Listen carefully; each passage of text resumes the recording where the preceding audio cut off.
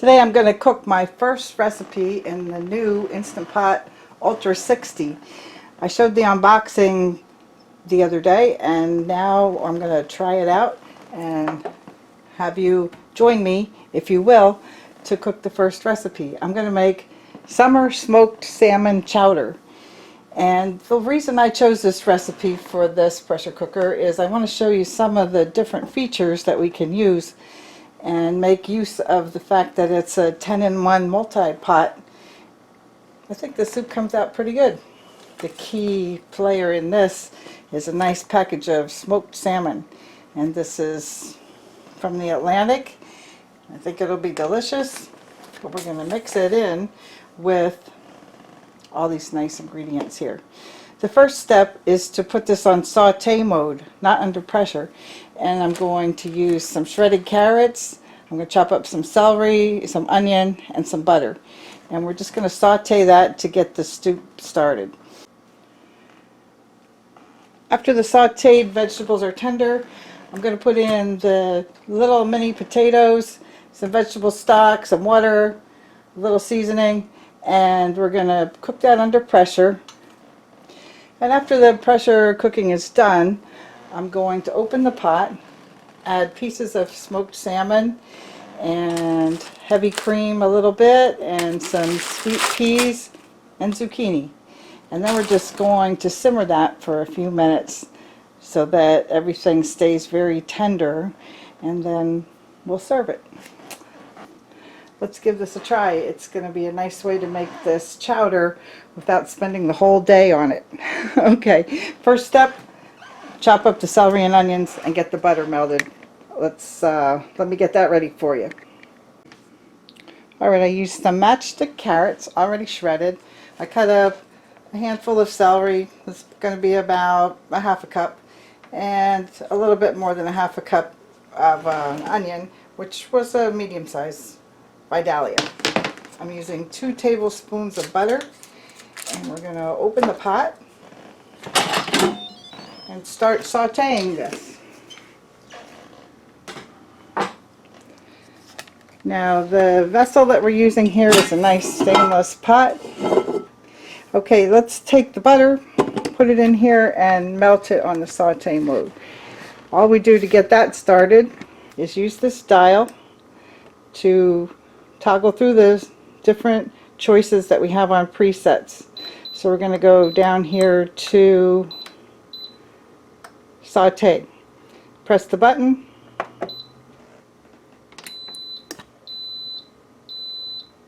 You can see the butter starting to melt.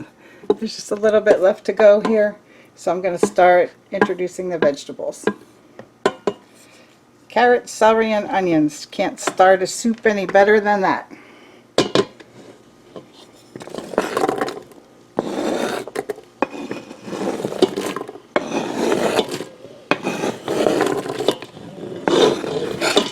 The nice thing about the Instant Pot is you can do all these things in one pot other than pressure cooking, and that's nice because you don't have to do other things on the stove top, and you can make recipes that have multiple things going on.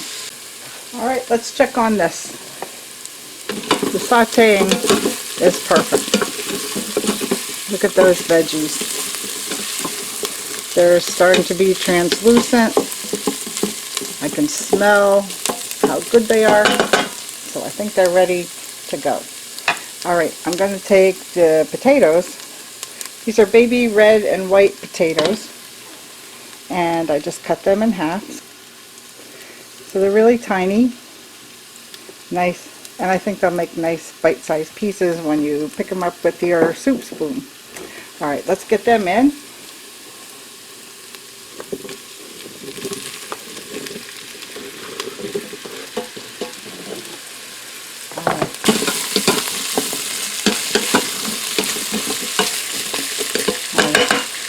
Now that that's all set, we're going to add some water.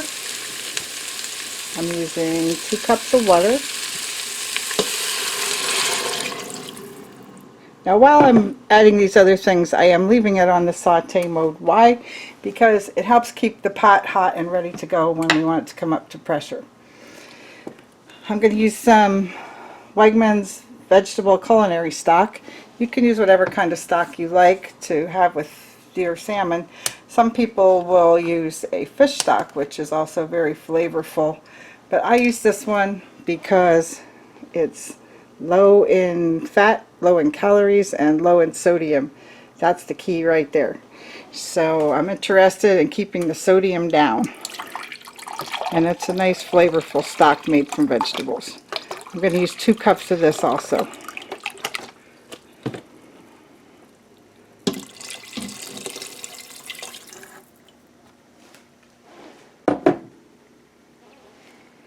Okay, now that's all I want to add to cook under pressure. So let's get the lid on.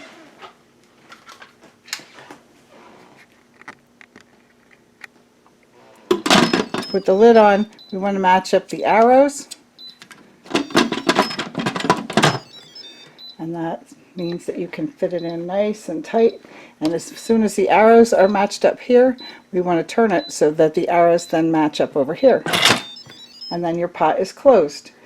Now, I mentioned in our unboxing video that this is a different kind of pressure valve. Usually we would have to turn left or right, but when you close the lid with that cute little chime, it puts the pressure valve right into position to be sealed. And then when we're ready to release pressure, all we do is press this button. It's a little bit different than the other one, but it's all good. It's a very nice feature there. When it comes under pressure, this pin will pop up and the time will start counting down.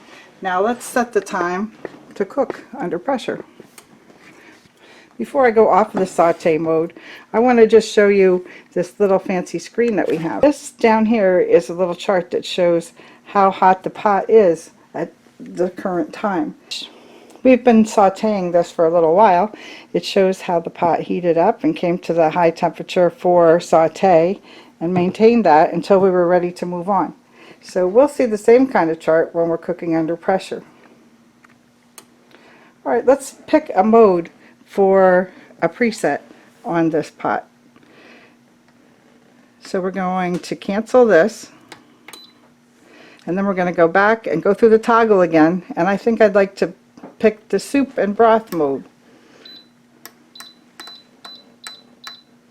Alright, we picked soup. It says 17 minutes. I think 17 minutes is too much for this soup because it's got some very small ingredients in there. So turn this down to, I'm going to put this on about 7 minutes. And then it's under high pressure. That's what we also want. We do not want the delay on, and we can put keep warm on in case I'm not right here when the pot ends its cooking. So let's press start. Alright, now you can see that it's on, but we'll watch this chart here. You see it held some of the temperature from the sauteing mode. That was my reason for leaving it turned on while I was adding other ingredients. It means the heat up time is quicker. Okay, now I just want to show you this feature on the top. See the silver pin back here? The pin has popped up, and that shows that the pressure is being held in the pot now. And it won't be long. We'll see the time start to appear on that screen.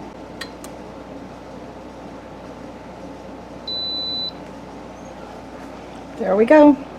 Alright, now you can see the curve. That's where we're going to go to cook this nice chowder. So we'll be back when the 7 minutes have passed, and we'll let the pressure escape.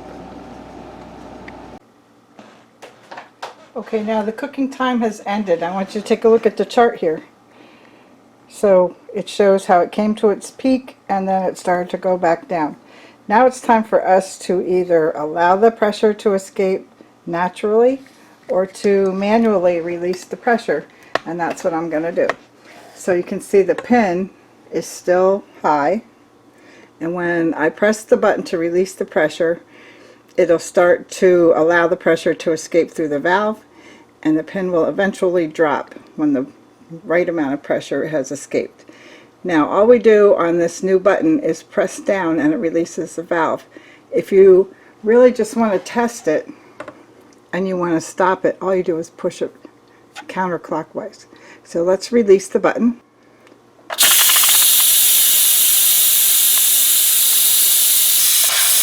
The amount of pressure is released, we'll open the pot. But look at what's happening on the chart on the front. It's beautiful. It's showing you how the temperature is going back down.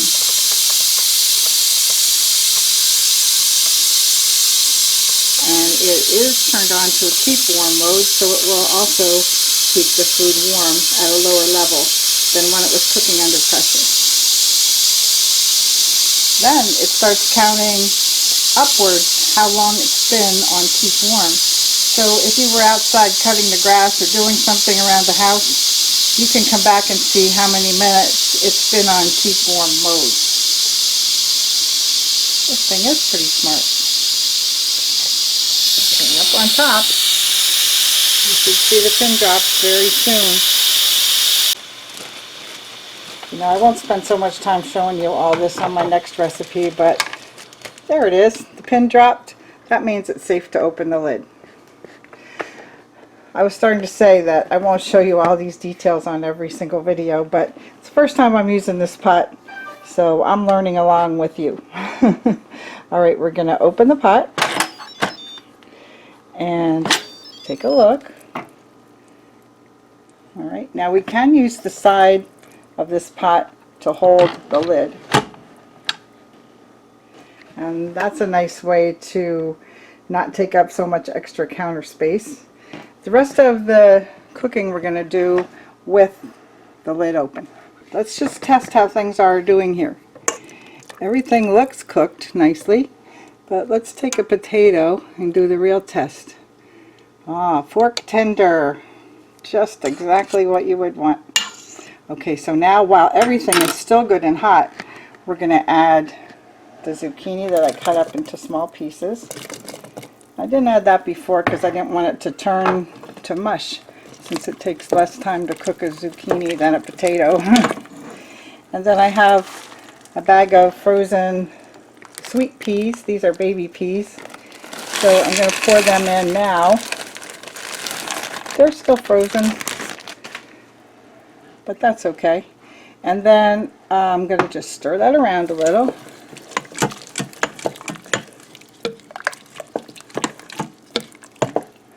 And here we want to add some seasoning. I'm going to put in some ground black pepper.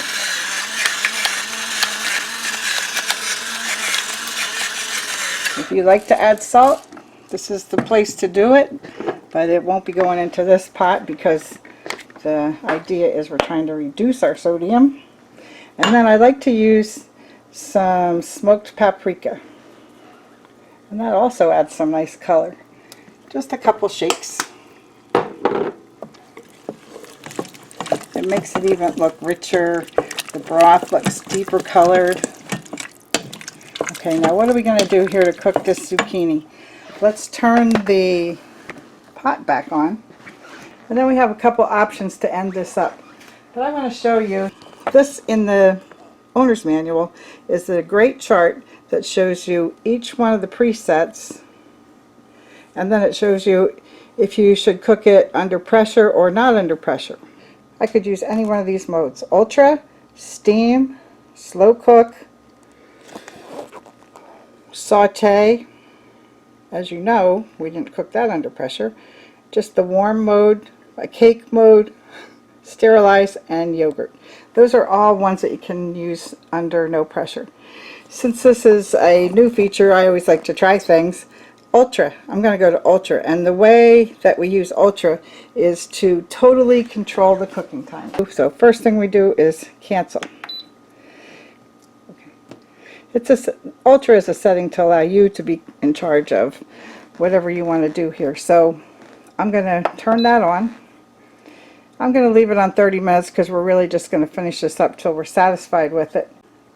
And so we're just going to pour in the nice cream. I'm going to keep mixing that as it starts to cook the zucchini and peas. Just about 3 minutes is all we're asking for here. In the meantime, I'm going to open up this nice smoked salmon. Now this is a salmon from Wegmans. It says it's mild, buttery Atlantic salmon and delicately smoked. So we don't need to cook it, and it's kind of fragile. It's very thin, but we're going to get the pieces ready to stir into the soup when it's done cooking. See, they're nice little slices. They could be added just like that, but I'm going to cut them in half. This is beautiful salmon. And the smoky smell, oh my goodness. Now I'm going to add the salmon to the pot and stir it in while the broth is hot. These are nice, healthy pieces. We're going to stir in these pieces along with the vegetables. Wow. Summer salmon chowder. Think of the other things you could add. Whatever you have in your garden. You could add some corn. When you have leftover corn on the cob, cut the kernels off and put it right in a chowder like this. Let's serve some up while it's nice and hot.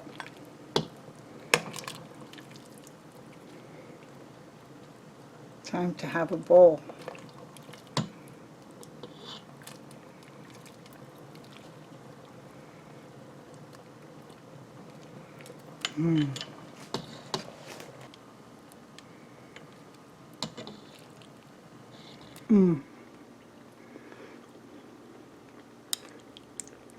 That is delicious.